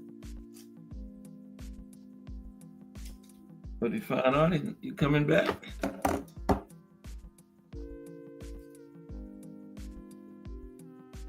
Oh man. Here we go. Let's see. There we go. Okay. You hear me now? Oh man, booming. See, that usually works. I don't know what it is. You go out and come in, it usually, yeah. Now, what were you asking me? I heard Raymond Ford. I didn't hear the other name. Yeah, there's a card coming up. I can't remember. It's September or August, somewhere Mm-hmm. down there. That has Nick Paul versus Sam Goodman, I think, as the main event, if I'm not mistaken. Two And English fighters. Wow. well, I think if I'm not mistaken, Sam Goodman is from Australia, but yeah, Australia, both. right? You're right. Australia. Uh, That's right. Australia. but You are right. but in that card we have Ray Ford versus Anthony Kakachi. Yeah. Uh, Yeah, I'm the guy familiar that just with beat Lee Kachi. Wood. He beat Lee Mm-hmm. Wood and Joe Cordina. That's not bad at Not all. bad at all. Actually, stopped Laywood them and Joe both. Cordina? Yeah, stopped them both. Wow. Yep. That's the first I heard of that one. This is the first I heard of that card. I Where mean, is he's this? right up. I know it's overseas somewhere with all those names on it. England, Probably going to London, be in the UK, but I'm not sure. UK, yeah. That is pretty good. It is actually. But I say we'll wait for it. I think Ray Ford has. That was a close fight for Nick Paul, bro. You remember that fight? Ray Ford with Yeah, Nick him Paul? and Nick Ball. That was very Yeah. good. I had picked Nick Ball to win it going in, but I thought Ford had pulled it out, but you couldn't be mad because it was a very good fight. And you Yeah, know what it you was find, good. Arnie? Raymond Ford admitted it after the fight. He wasn't listening to what his corner was telling him, and he admitted that cost him. Yep. That's interesting. Mm-hmm. Yeah. And he lost that fight. But yeah, Nick Ball and who was he fighting again? Sam Goodman? Yeah. Okay. I don't know about that one. There's a few other cards too. What's the main event few on other that one? fights there. What's the main I think event? it's Nick Ball. Okay. If I'm not mistaken, it's Nick Ball, but I could be wrong. Man, I saw it the other day, but I can't remember. Because that's right. Ford isn't a champion anymore because he went up right to 130. He lost it to Nick Ball. Then he went up to 130. Yeah, that's right. So yeah, it probably would be Nick Ball and Sam Goodman. Mm-hmm. He went up to 130. Yeah. I think, right? Because Nick Ball is still at 126, right? Yeah. You know that interesting fight I was asking you about was Nick Ball and Espinoza, because that size differential would be something. With them two in there, wouldn't it? Wow. Yeah, I mean, I would love to see that. I don't see anybody messing with Espinoza anytime soon. No. Maybe Fulton. maybe Fulton. I mean, that's the one that I can see him giving him most problems, Fulton. But I don't know. Right now, I think Espinosa is just too Yeah, much to handle for anybody. Because in my opinion, here's my thing with Espinosa. I think he got past the toughest challenge in the division already. Robinson Ramirez, yeah, in my opinion. yeah. Robisi twice. Yes, Did they but fight that twice? first one, He took the title from yes, Robisi, right? yeah, but the first one was unbelievable I fight, bro. know.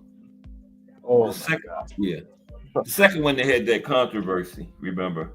Yes, So I would have with liked to have seen. I would like to your see him do it elbows. again. Beat him clearly again. 'Cause, some people like we Uh, was talking about yesterday. Some people going to be saying that, well, oh, Espinoza not really the champion because of where the second. Some people are going to say that, man. You know how boxing fans are. So yeah, but um, yes and no. And oh, I'm sorry. Give me a couple of minutes, okay? I gotta do something real quick. I'll mute myself and yeah, I'll be right back. Okay, I'll be okay, right back, bro. yeah. Let me talk about Jimmy Ellis while we wait. The heavyweight Jimmy Ellis. Jimmy Ellis was born in February 14th, 1940, in Louisville, Kentucky, with Muhammad Ali. Remember? And he was a world champion in 1968, defeating Jerry Coy for the WBA title. He won that tournament that they had when they stripped Ali. He won that belt in that tournament, Jimmy, because Joe Frazier boycotted it in support of Ali. When Ali was stripped, they had a tournament for his titles, and Joe Frazier boycotted it in support of Ali. Joe Frazier said he supported the war, and Ali didn't, but he said anybody got the right to believe in whatever they want to believe in, you know? So yeah. So Joe ended up taking the title from Jimmy Ellis in 1970, right? And Ellis started boxing as a teenager, right? After watching a friend box a fellow Louisville youngster named Muhammad Ali on this program called Tomorrow's Champions in Louisville, right?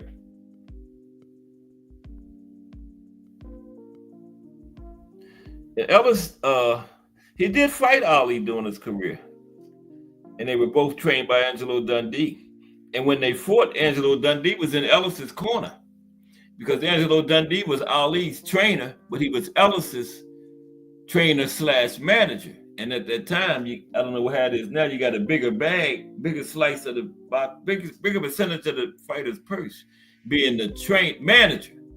So Angelo Dundee, no brainer, said he's gonna be in Jimmy Ellis's corner. There was more value to him, but Ali won it, and Angelo returned to Ali's corner. I did know who trained Ali for that fight, but I forgot. You There there, was some Cassie? guy they worked with, Sugar Ray Robinson. Yeah, yeah, yeah. I hear you. Come on back. I was just talking about Jimmy Ellis and Ali, that situation when they fought and everything.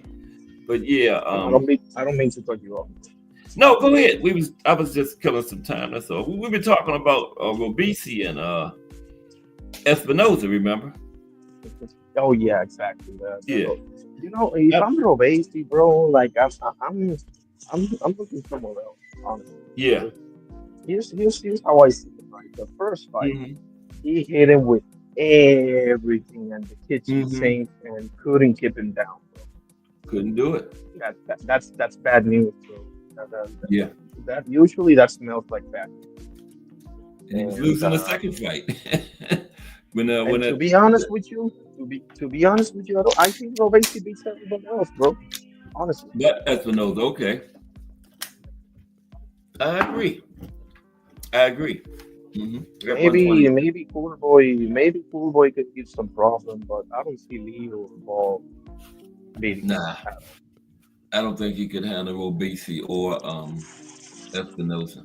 Nah, I don't think so. I mean, Cool Boy is good and everything, but nah, I don't think he can handle either one of them. Mm-mm. Well, that's why I give him the toughest fight outside of Espinosa for Cool Boy because Cool Boy showed me something by, he had that unfortunate fight against Naoya Inoue, but Yeah, came back. but came back. But at the same time, he came back and gave did himself proud against Figueroa. Mm-hmm. Yeah, he Uh, did do that. definitely, definitely got to give him his flowers. You know. Yeah, you got to give him his props for that But he's performance. gonna fight Oshaki because I don't know if Fulton's gonna stay on the division or not. That's another thing. Because he's at 126 now, right? Well, he has one of the belts, but he's gonna fight Oshaki at 130. Cool boy? Yes, You that's heard gonna something about that. be. So you If don't I'm know if not he's going to mistaken, drop the belt if and I'm go not back mis- or just stay at 130.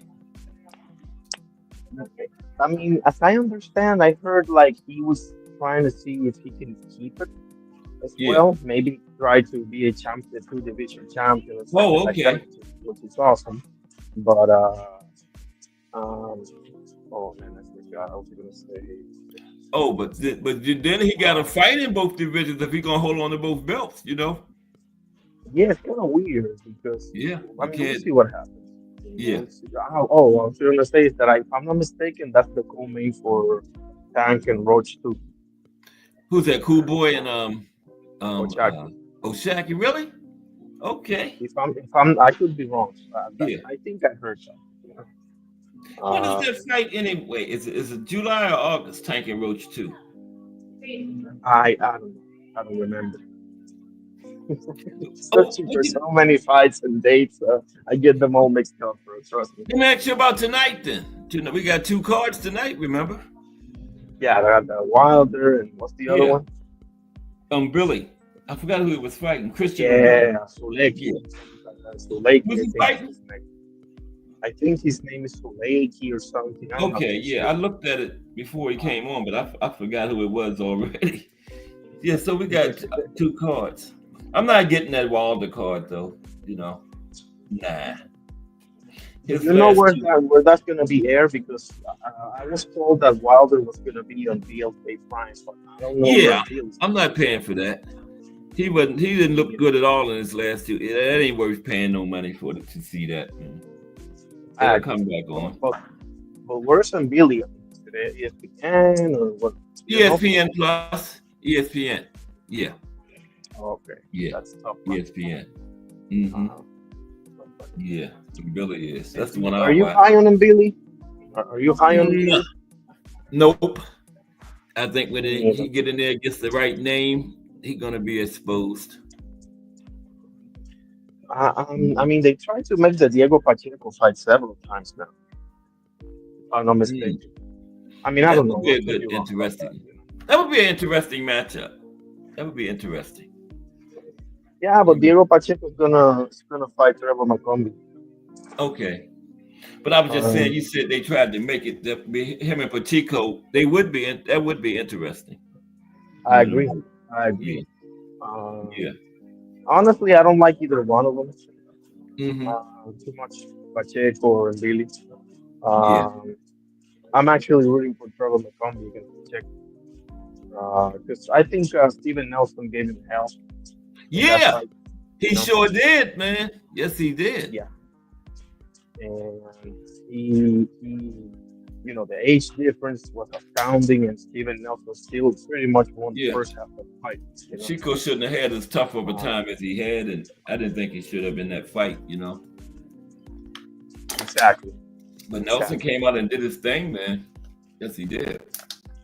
for sure. Um, So I'm kind of the same feeling right now about Pacheco and Billy. I don't know about neither one of them just yet. I mean, I ain't got nothing against them. I don't want to sound like No, a hater or anything. Just not my cup of tea. Some people just rub you funny for some yeah. reason. Hmm. This is one I of think Pacheco kind of um, overrated, and both of them really. Tell you the truth. that's exactly what I was gonna say. Yeah. Yeah, Um, but we'll see, man. I mean, show me. Show we'll me see. and That's shut me right. up. Like if you can shut Who's me this up, guy? I'll Who's this guy and Billy fighting tonight? Suleki, I think is his name. I don't Oh, know anything Selecki, is about that him. who he's fighting? If I'm not Okay. mistaken, yeah, that's it. Um, but I was anticipating the Pacheco fight, to be honest with you. I know that would have been the one I would like to see. That would tell us a lot about both of them, fight each Exactly, other. and they're pretty much like in the same stage. If you look at it. That would be a good matchup. Very good matchmaking. Maybe they'll put them Yeah, together next. Say that again. Maybe they'll put them together next. Is Pacheco on that card tonight? Pacheco and Macombi is on the Usyk and Dubois. Oh, If okay. I'm not mistaken, I could be wrong. I'm telling you, I looked at so many cards and so many pages. Yeah, it's a lot that happening I this probably summer. have it mistaken. There's a lot going on this summer. Yeah. Did I ever ask you about the Bud and Canelo fight? I don't think we ever talked about that one. Bud and Canelo. What you really think about that fight? And I think that's a good question. Actually. Here's my thing. Right? The problem is I don't like them. I never liked them. I probably never will like them. But Who's with that? that being said, Canelo. Oh, okay. But I'm such a believer in Bud Crawford, bro. If anybody can pull this off, is Bud Crawford. That's how I look at it. Now, Yeah, am I sure? Am I sure that he's gonna pull it off? No. But I don't think so. I think it's just a little bit too much. Now, if he would have fought, could be go through the weight classes like 154, then went to 160, and by this time now be at 168 to fight Canelo, I would pick him. Just jumping up, and he only had one fight at 154. It's like he coming from 147, really. I understand why he's doing it because if you start, going up and fighting, let's say that he fights Janibek at 160 or Adames or whoever you want to, and then he fights Caleb Plant or percentages. I mean, one of those could go wrong, and as soon as one of those go wrong, Canelo's not going to give you the chance. So you might as well just take it right away. Yeah. All I'm saying, I understand what you're saying. I would have rather seen him fight at the division, just to get a gauge or something on it, not just jump all the way up there. That's the first time we see him there, But like you said, if anybody can do it, it's Bud, So, yeah. That's just me. But I'm looking at how because I used to think that way, right? I used to think like, why is he jumping all the way up? But then I thought about it. I was like, yeah, that's the smart move because if you start fighting this guy and that guy, as soon as you get a clunky performance or a loss or whatever, you're giving him the perfect excuse to duck you. And we both know Canelo has no problem ducking people. Mess around and get at 168 for a tune-up and look too good. The fight is over, out the window, right? I understand that exactly. Yeah. If you lose, he'll duck you, and if you win decisively, he'll definitely duck you. Yeah. So might as well just get him right away. Very good point. Yeah. But you're not wrong, bro. You're not wrong either. But the good thing that we're gonna see, Oh yeah. I think he'll do better than Mel, because Mel gave up. Bud ain't gonna give up at no point. Not at all. He's gonna be in there competing. Mel just got touched and real good at look. Mel just folded the tent up. See, that's what it looked like to me. Bud ain't gonna do that. Whenever Canelo fights somebody that can match him or surpass him in boxing IQ, he looks clunky. Yeah. Clunky and he probably he either loses or the opponent gets a weird decision against him or something like that. So that's what I'm banking. Just Crawford definitely got the superior boxing. It's gonna have to be convincing though. He ain't knocking Canelo out. No, I don't think there ain't gonna be no stoppage. If he get a decision, it's gonna have to be. He ain't getting no split or majority decisions, nothing like that. It's gonna have to be a convincing unanimous decision if he get it. Turkey already said that he has plans for Canelo and Shiraz and blah blah blah. Yeah, so you can forget about that. Yeah, you can forget that. So he gonna have to come in there and just not like he ain't gonna do it like Spence, but just I mean be dominant, be clearly winning Exactly. rounds, nothing close rounds that could go either way because you know who's gonna get them, you know. So I don't know. Exactly.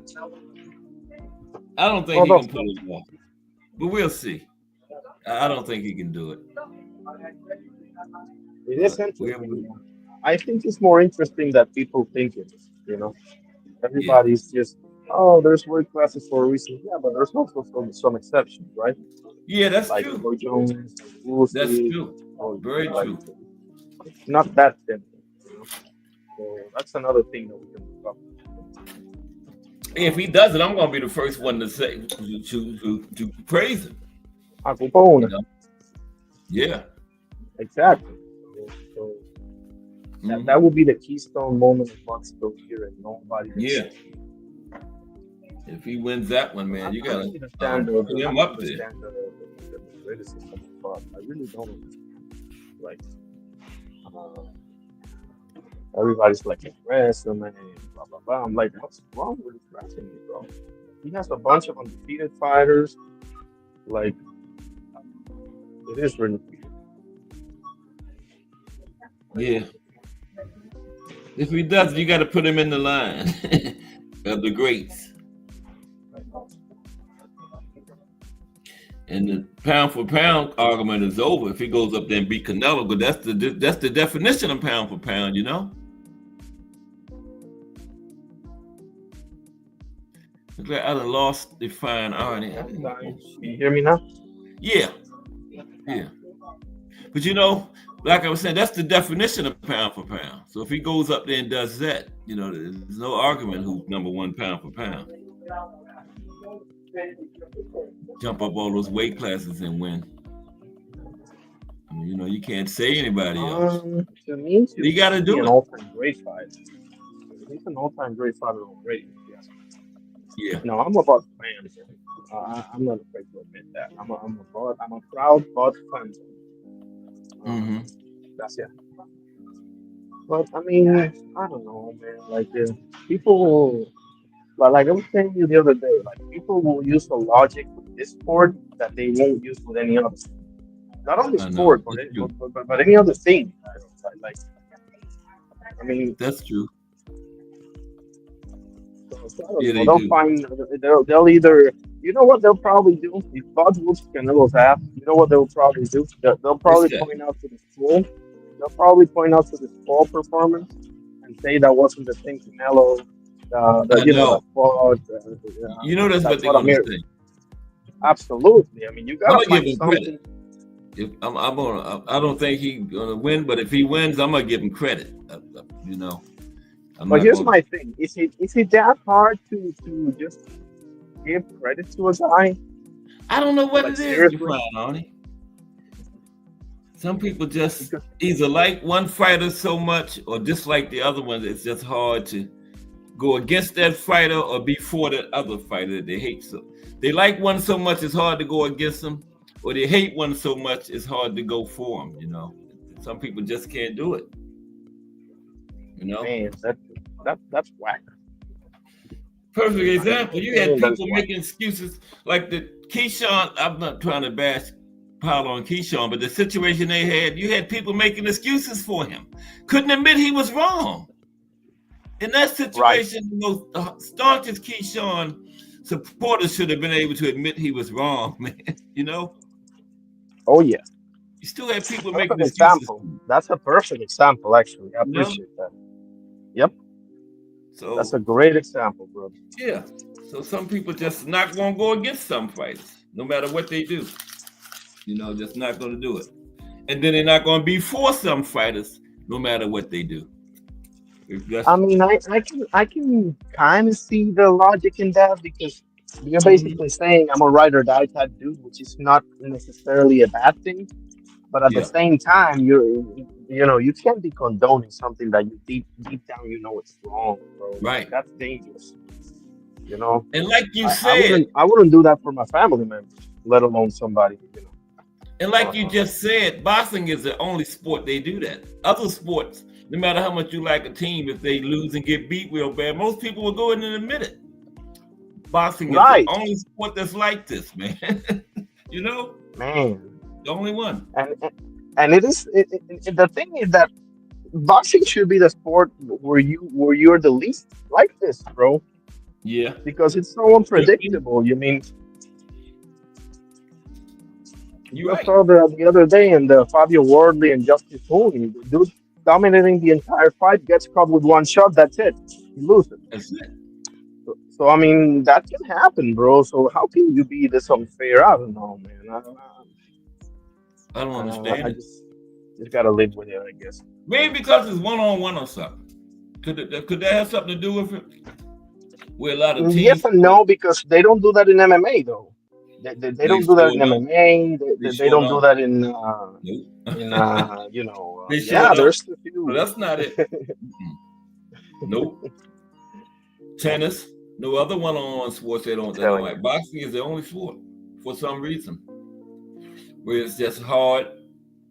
Some fighters, some people just say going to support, and some fighters they just not going to go against. I don't know why that is. You know. I think they get emotional. They get emotional attachments. Mm-hmm. That's true. That's a very good point. Yeah, they get attached to them. Then they become fans of a fighter instead of the sport.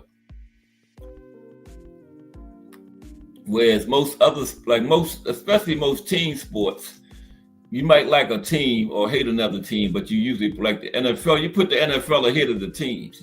Most people like the NFL better than they like any certain team. You follow me? Whereas boxing is not like that. A lot of people put the fighters before the sport. You see what I'm saying?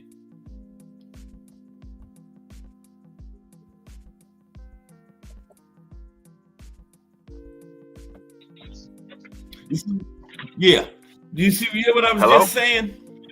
Yeah. I listened to Can you everything hear you me just now? said. They put the fighter above the sport, which is so wrong, man. Like it's Well, you know, and like it's I what I was was saying, like the saying, they NFL. No, go yeah. ahead. Finish your thought. No, please go ahead. You were talking. No, I'm just going to add the other part to it. Like a team sport like the NFL, no matter how much you like a team, most people put the NFL before their favorite team.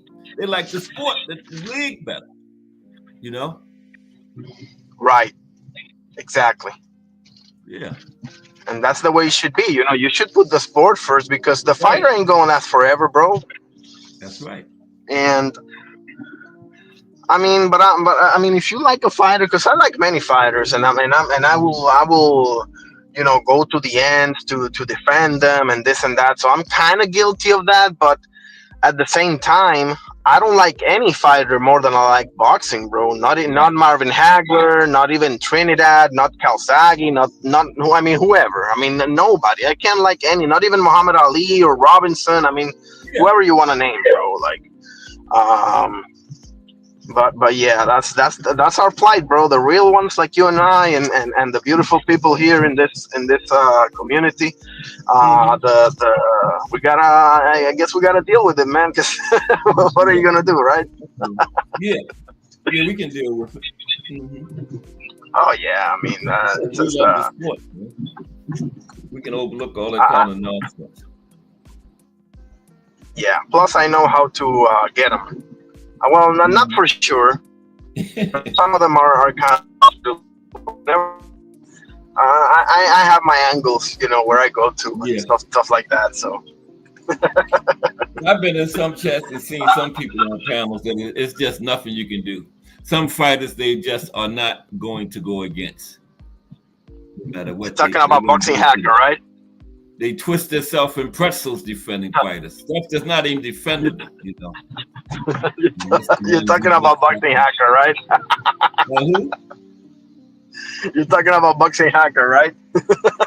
Oh, yeah. But you know what I mean, though? Oh yeah, absolutely. There's a million boxing hackers out there. A million of them. I know. Exactly. Him, not to put him down, but he's the type of person you just don't argue with. No. I find them amusing, actually. I mean, he gets on D1 and William Old School case Yeah. so hard, bro. Like, Many times I've been in there want to go in their panel, but if he's up there, I'm just not going up there. nah, what for, right? You can't reason with him. And, if you go up there and argue with somebody like that, that makes you just as bad as they are. So I would refuse to get on any panel that somebody like that is on, man, because it's just crazy.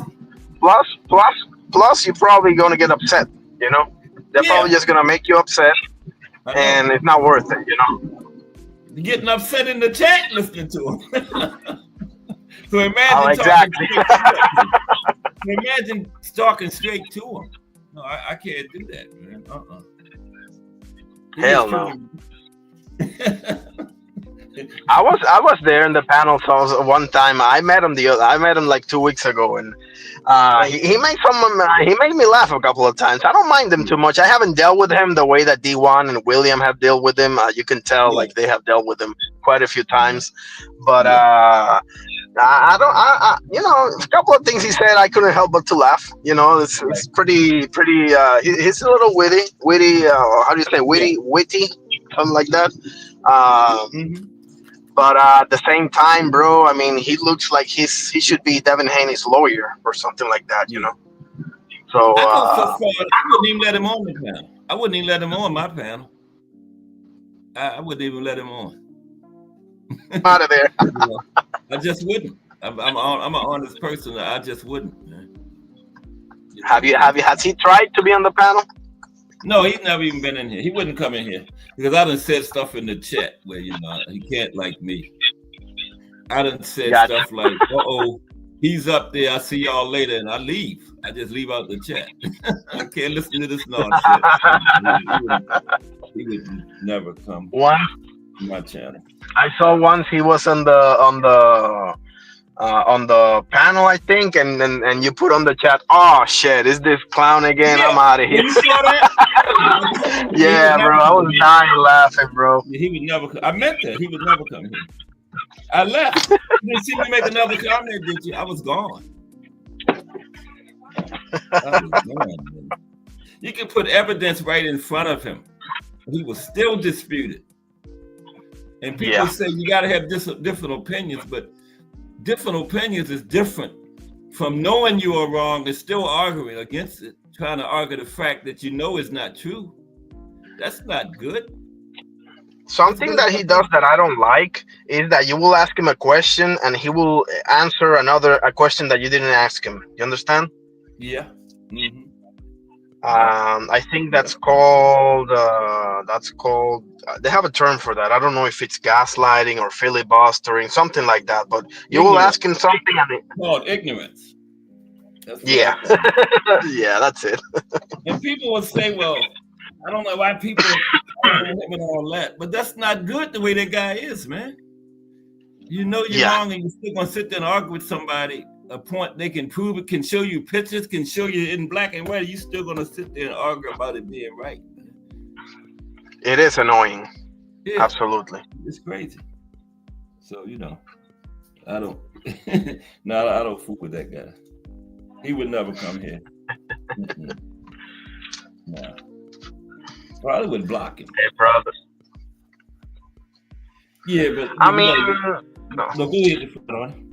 What was you going to say? I mean, I'll get him. It's just that I haven't been able to go up on D1 for the past, I think, couple of weeks. But I am gonna get him because here's my thing. I see how you roll, right? Yeah. And then I'll do my thing. So I will get him. I promise you that. But it's gonna take some time. We just said if you start to get him, he's just gonna start talking about something else. Right. I noticed that. So, if you're proving your point, you're going to change the subject. That's like his go-to. Yeah. Yeah. I got to do something now, bro. But it's been a great conversation, bro. That's all. Don't miss Monday. We got to, if you're not working or we can get around it, because talking about the 80s, some fights from the epic fights of the 80s. Monday. Oh, you know that if I have time, I'm listening and Yeah, commenting and in the panel. So, yeah. you go on and have a great weekend and enjoy Okay. your family, enjoy the fights. Okay, Yeah, God you do the bless. same too. Enjoy yourself. I Thank you, sir. appreciate you. Okay. Appreciate you. Define only one. Another good cook. Just do boxing is in progress right now. It's the end of another big week of boxing history. Like I was telling Define only one. Don't miss Monday. Epic fights of the 80s. Okay, we're gonna have a great show Monday. Start another big week of boxing history off on Cast What's the Box Story. Because if it's Monday through Friday at 2 p.m., it's the Box Historian bringing you all of that boxing history. So we're gonna go see what Just Do talking about. But everybody have a great weekend, and appreciate Define Arnie for that great cook. I'm out.